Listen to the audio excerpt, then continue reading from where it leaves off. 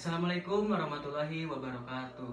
Perkenalkan, nama saya Irham Fahmi Puadi Ramdhani, teman saya dan teman saya satu lagi.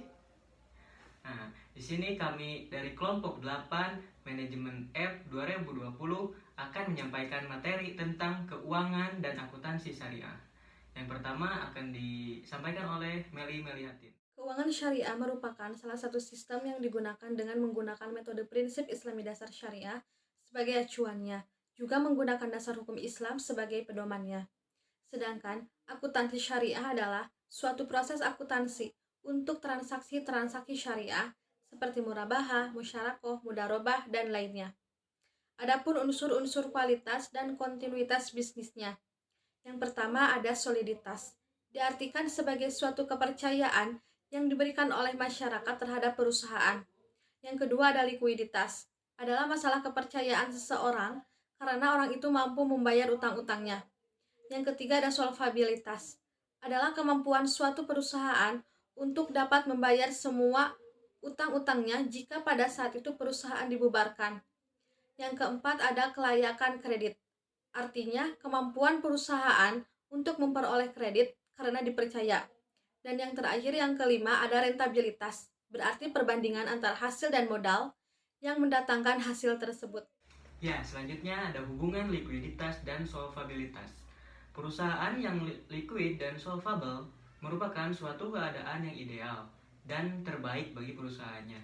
Perusahaan lancar membayar utang-utangnya yang jatuh tempo dan juga memiliki aset atau harga yang cukup guna menjamin utang-utangnya. Ada juga perusahaan liquid tetapi tidak solvable. Ada juga perusahaan yang tidak liquid tapi solvable.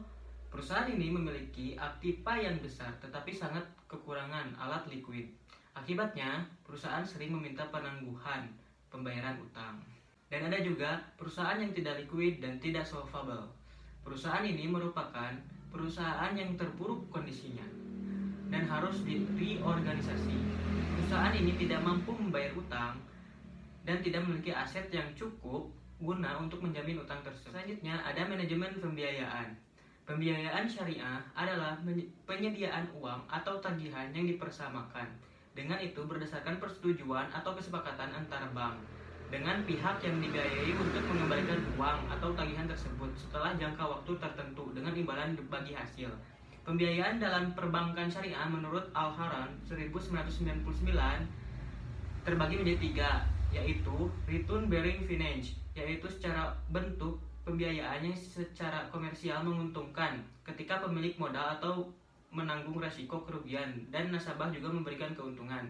Yang kedua yaitu return free finance, yaitu bentuk pembiayaan tidak semata-mata mencari keuntungan yang ditunjukkan kepada orang yang membutuhkan dan tidak ada keuntungan yang didapat. Yang ketiga ada charity finance, yaitu bentuk pembiayaan yang tidak ada klaim pokok mencari keuntungan dan ditujukan kepada orang miskin yang membutuhkan.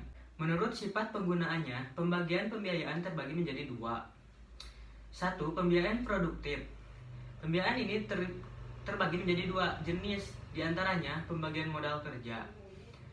Pembiayaan untuk memenuhi kebutuhan produksi dalam meningkatkan keuangan, jumlah hasil produksi secara kuantitatif dan secara kualitatif, peningkatan mutu hasil produksi untuk keperluan perdagangan, dan peningkatan ability of flash dari suatu hasil produksi yang berupa barang. Pembiayaan investasi, pembiayaan untuk memenuhi suatu kebutuhan secara modal atau capital goods, bertujuan peningkatan fasilitas-fasilitas terkait. Yang terakhir, pembiayaan konsumtif. Pembiayaan konsumtif ditujukan untuk memenuhi kebutuhan konsumsi di mana kapasitasnya akan habis saat Untuk materi selanjutnya akan disampaikan oleh Lilis Pramesti. D. Manajemen kredit. Kredit syariah atau mudharabah adalah suatu proses peminjaman uang yang bebas dari riba. Syarat utama pemberian kredit syariah kepada nasabah yaitu dengan adanya akad atau perjanjian. Secara prinsip, mudharabah adalah akad kerjasama antara pemilik dana atau pihak bank dan nasabah yang ahli atau terampil dalam mengelola perusahaan yang produktif dan halal. Mudharabah dibagi menjadi dua, yaitu mutlaqah dan muqayyadah. Mutlaqah yaitu usaha yang diajukan oleh nasabah, sedangkan muqayyadah yaitu usaha yang ditentukan oleh pemberi modal. Perbedaan kredit konvensional dan kredit syariah. Perbedaan yang paling mendasar yang menjadi pokok utama kredit syariah yaitu dengan ketiadaan suku bunga. Kredit jenis syariah ini menerapkan cicilan yang besarnya sama dengan awal akad hingga akhir kredit. Sedangkan kredit konvensional, khususnya kepada suku bunga yang mengembang, akan memperoleh cicilan yang jumlahnya fluktuatif. Kemudian, kredit konvensional juga biasanya menerapkan denda apabila nasabah telat membayar atau menyetorkan cicilan. Hal ini jelas berbeda dengan kredit syariah. Jika kredit syariah ketiadaan suku bunga, maka kredit konvensional memiliki suku bunga yang mengembang. Jadi, kesimpulan dalam presentasi kami adalah di dalam perusahaan diperbolehkan berhutang kepada debitur maupun pihak bank, asalkan mampu untuk membayarnya di kemudian hari. Dalam hal ini, berhutang berarti untuk menambahkan modal atau untuk menstabilkan perusahaan yang sedang turun atau kolaps, dan mampu untuk memperhatikan tata cara pembayaran kredit syariah dan kredit konvensional. Ya, sekian materi yang bisa kami sampaikan. Mohon maaf apabila banyak kekurangan, tutur kata yang salah.